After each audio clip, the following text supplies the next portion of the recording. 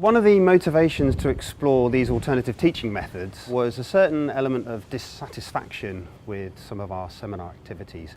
I was finding that some of the seminars weren't being very productive uses of my or my students' time.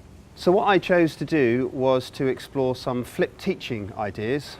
Flipped teaching is essentially where you turn the classroom upside down. So lecture material students consume in their own time outside of contact hours, and in the classroom in contact hours we actually do their homework.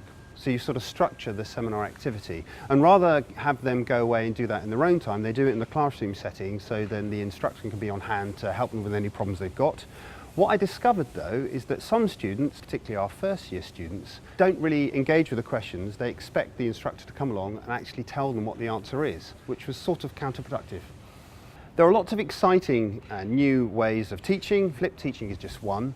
Another one that I quite like is called just-in-time teaching. It's not just making it up as you go along teaching, but it works well in a flipped teaching environment because it allows you to continually change and modulate the material that you present. So if students aren't understanding something, then you can continue to revise their learning outcomes and change the material accordingly.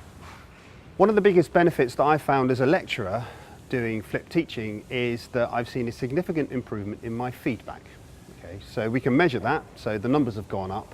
One of the reasons the numbers have gone up is because students feel as if you are paying much closer attention to their learning because it's in a much more structured way, but essentially you're with them whilst they're doing the actual learning. Rather than shuttling them off and telling them to go read a paper which they get confused with or don't understand, you can actually be there in the classroom, guide them through material, and that immediately translates into improved student satisfaction.